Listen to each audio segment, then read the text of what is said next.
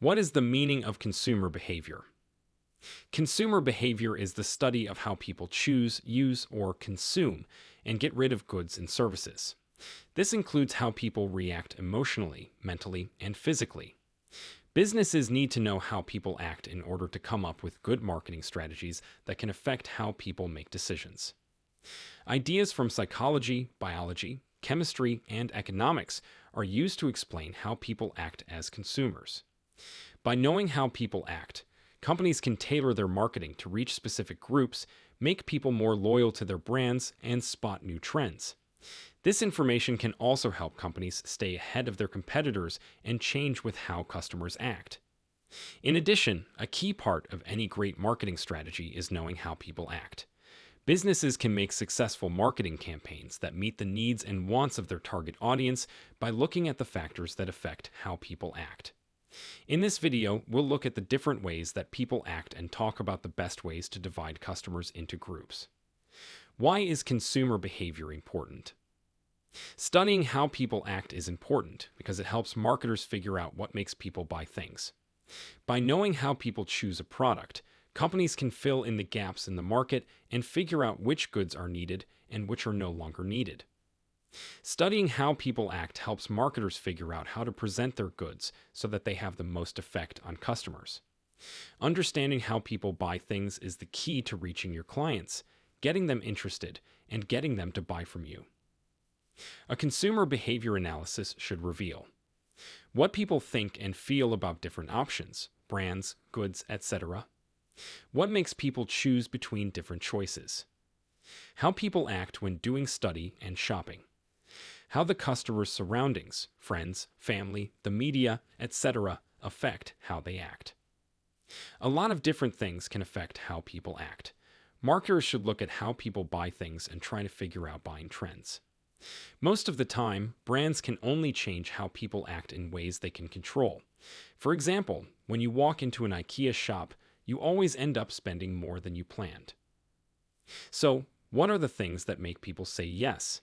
There are 3 types of things that affect how people behave. 1. Personal factors. Age, gender, society, and other factors like these can affect a person's interests and ideas. 2. Psychological factors. How a person reacts to a business message depends on what they think and how they feel. 3. Social factors. Family, friends, amount of education, social media, and income all affect how people act. Types of consumer behavior. There are 4 main ways people act as consumers. 1. Complex buying behavior. This kind of behavior happens when people buy expensive items that they don't buy very often. They are very involved with the buying process and the research that customers do before making a high-value investment. Buying a house or a car is an example of a complicated way to buy something. 2. Dissonance-reducing buying behavior. The consumer is very involved in the buying process, but it's hard for them to tell which names are better than others. Dissonance can happen when a customer worries that they will be unhappy with their decision. Let's say you want to buy a lawnmower. You'll choose one based on price and ease of use, but after you buy it, you'll want to make sure you made the right decision. 3. Habitual buying behavior. When people buy things on a regular basis, they don't care much about the product or brand area. Think about going food shopping. You go to the store and buy the kind of bread you like best. You are acting like you always do, which is not a sign of strong brand loyalty. 4. Variety-seeking behavior. In this case, a customer buys a different product not because they didn't like the last one, but because they want to try something new. Like when you try out different smelling shower gels. If you know what kinds of customers come to your e-store, you'll have a better idea of how to divide them into groups. What affects consumer behavior?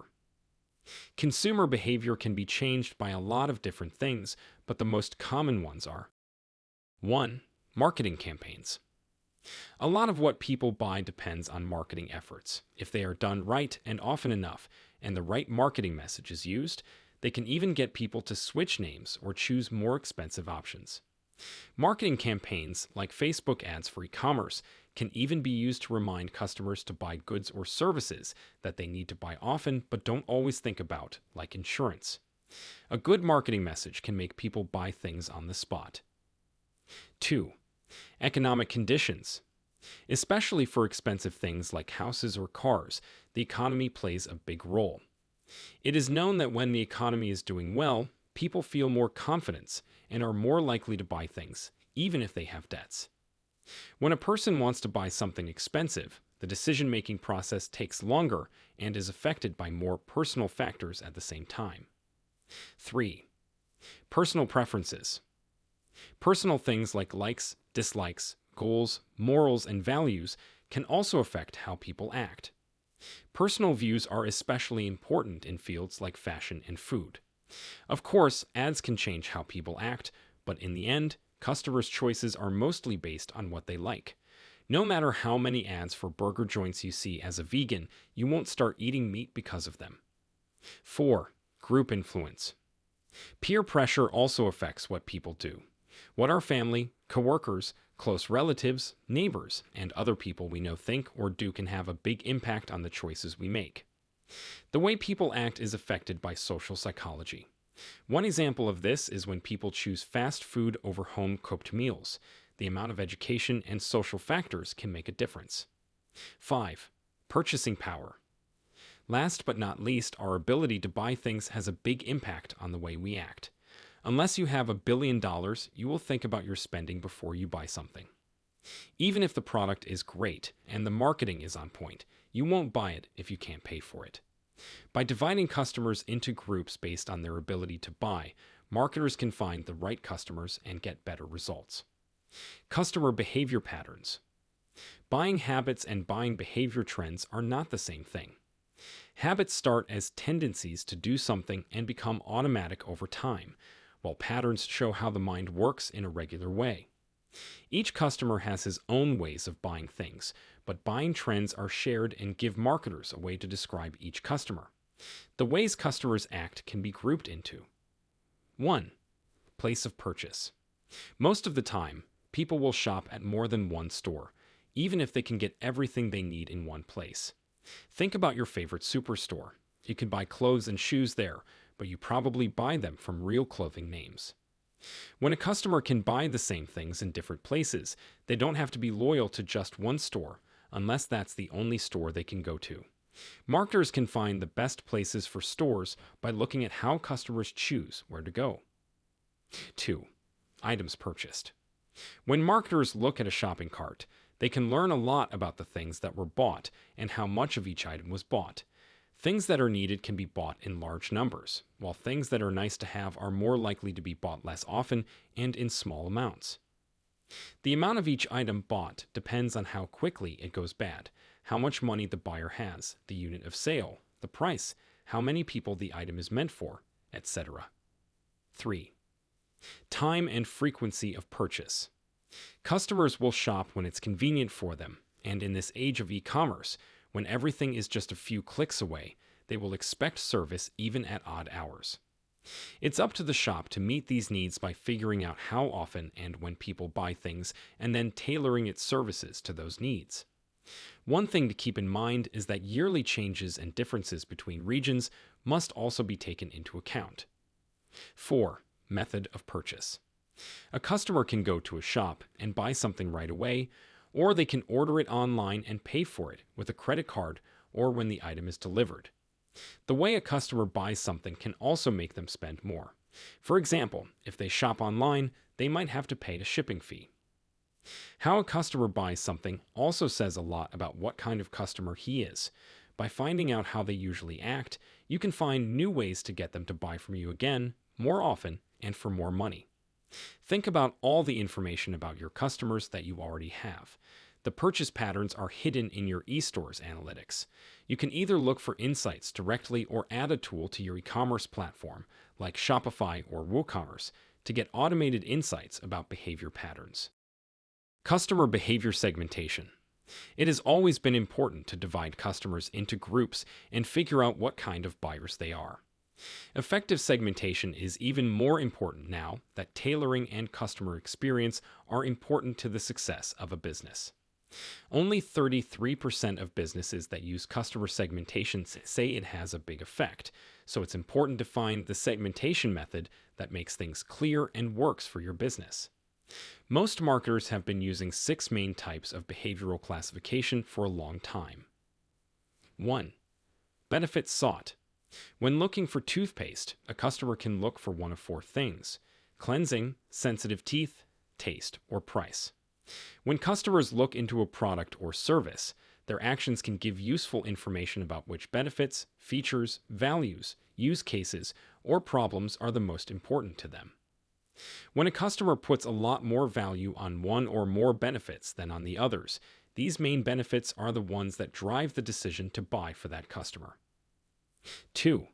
Occasion or timing based.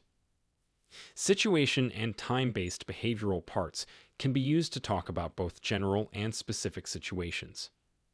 Universal events are ones that most customers or target groups can enjoy. For example, people are more likely to buy certain things around the holidays and other yearly events. Recurring personal situations are buying habits that a single customer has that keep happening over time. For example, birthdays, anniversaries, trips, monthly purchases, or even daily habits like stopping for a cup of coffee every morning on the way to work. Rare personal events also involve individual customers, but they happen less often and are harder to plan for because of this. For example, going to the wedding of a friend. 3. Usage rate. The frequency with which a customer buys from or interacts with a product or service is also a popular way to divide customers into groups based on their behavior. Usage behavior can be a good predictor of whether a customer will stay loyal or leave, and therefore of their total value. 4. Brand loyalty status. Customers who stick with a business are its most important asset. They cost less to keep, have the best average lifetime value, and can become brand advocates.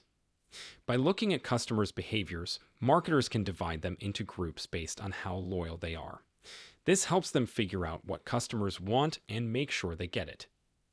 Loyal customers should get special service and perks, like exclusive rewards programs, to keep the relationship with the customer strong and to encourage them to keep coming back. 5. User status. Depending on your business, you could have many different user categories. Here are just a few. Non-users, prospects, first-time buyers, regular users, defectors, ex-customers who have switched to a competitor. 6. Customer journey stage. By dividing the audience into groups based on how ready buyers are to buy, marketers can make sure that communications and experiences are consistent and tailored to improve conversions at every stage. Also, it helps them find stages where customers aren't moving forward, so they can figure out the biggest problems and chances for change, even after the purchase. In addition to these standard ways, the RFM model is another way to divide a market into groups. This method is popular with e-commerce marketers because it helps them build customer experiences based on what they know about each customer segment. RFM is a model for dividing people into groups based on their behaviors. The 3 letters stand for recency, frequency, and monetary value. Here's what you can learn from these variables. Recency means how long it's been since a customer last made an order on your website. Frequency is the number of times a customer bought something from your website during the time period that was looked at. Monetary value, how much each customer has spent on your website since their first sale. The study of the RFM model can be done in 2 ways. Manually, exporting your information to a spreadsheet and analyzing your customers using the rules for RFM analysis. Automatically, with the help of some tools that make RFM displays. RFM analysis and segmentation can tell you who your most loyal and profitable users are, as well as reveal what brands and products are dragging your business down. Build custom recommendations for your customers. Solve certain customer experience problems. Before making decisions about your customers and audience based on how you feel about them, watch how they act, listen to what they say, and build a relationship with them. This will make them loyal, no matter how aggressive your rivals are.